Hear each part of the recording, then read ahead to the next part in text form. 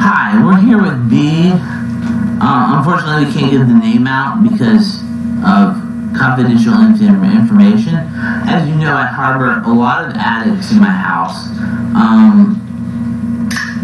It's hard to do, but I try my best. B, say hello. Hey, how y'all doing? Okay, B, I want you to tell us what led you to the addiction that you have. What addiction do you have? My addiction is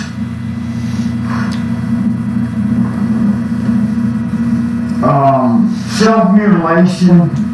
Self-mutilation. From sorrow and loss and from sadness.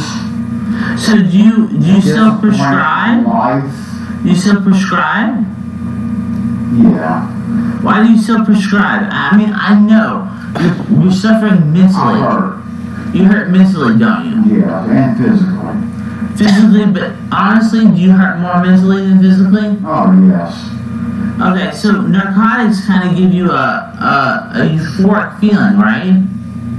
It helps me, yes. Yeah, and you don't think anybody has the right to take that away from you, do you? No. Now, you went to an addiction clinic. Could you explain what that was like? Actually, explain what that was like. It was very horrible. Why was it horrible? Because I suffered from severe anxiety. Yeah. And severe and chronic depression. Gotcha. And they put me in front of people. Yeah. 40 and 50 people and made me get up. So they surrounded you with a lot of people.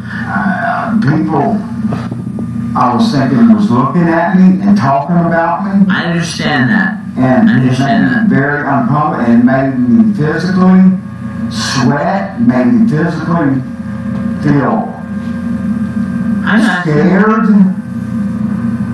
It made me mentally think people were looking at me, talking about me.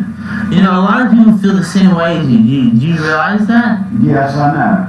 And I hate to hear it because it's a horrible disease. It's a horrible disease. You wouldn't wish it on your worst enemy, would you? No. No. And I've got some enemies. And you got some enemies.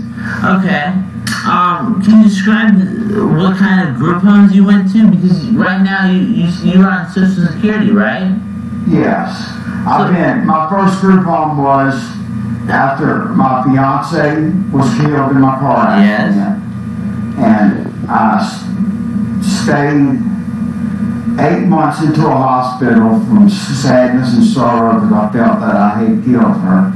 Did you really kill her, or did No. your mind? She broke her neck was broke. I got you. Her mother stood by my side all the way through. Her mother knew it was an accident, but still in the back of my mind, I could not get it out.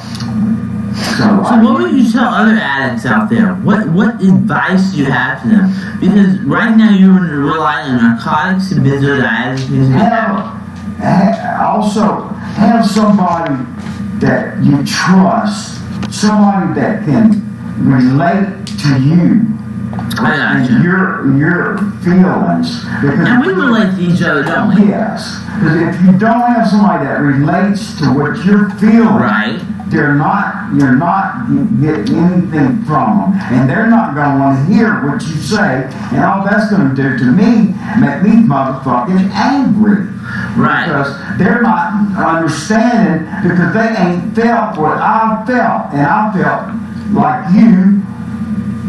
Life is not worth living. Life is not worth being here if you got to feel miserable. Yeah, them kind of pain. I got you. And so what do the narcotics deliver to you?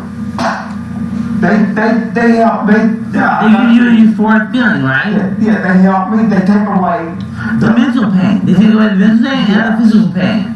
But mainly the mental pain. Mainly the mental pain. The mental pain brings on the physical pain. Right. You know, makes it worse. I want to talk about your brother. Does your brother understand the amount of suffering? No, he does not. So he doesn't appreciate. He doesn't have none of that. He has his wife, which I'm very happy for. You love him. You love him. I know you love him. But he doesn't. He don't understand because he doesn't relate to you. He can't. He's never experienced it. He never felt that way. Right. Somebody that don't feel that way can't relate to you. I understand. They can't relate to you. They can't relate to me because they never felt that, and it's horrible. I mean, it's horrible.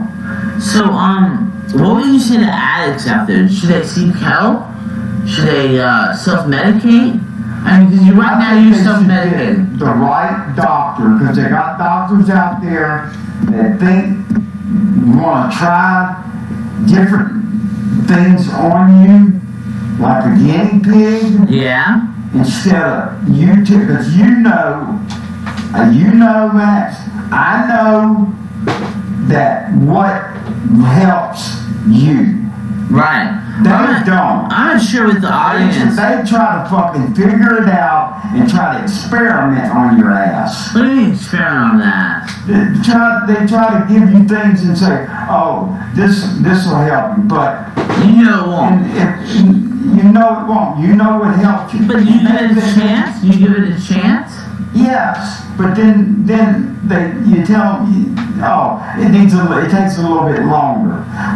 No, it doesn't. Yeah. Because they got medicines out there that does help, and people like that's out there that feel like me and that feel like you need to know that you've got to get a doctor that's understanding, a doctor that cares. Some of them out there just for fucking money. Do you think that the doctor understands that you're a mental pain and that's why you're taking the narcotics? Physical pain from my narcotics. But it's prescribed physical pain, but you know it's very mental. Very mental. Yeah. I don't have over 4,000 cuts on my body. Oh, so you cut yourself? I cut myself multiple times. So where do you think you're going to go from here? Do you have plans? My plans are to be with my friend, you. I'm your friend, very good. Because you understand and I completely understand. Me and you both have the same problems and the same feelings. And when you have that, you got somebody there for you that can relate to you. How long has it been since you've gotten somebody who can relate to you? Honestly. Never. Never?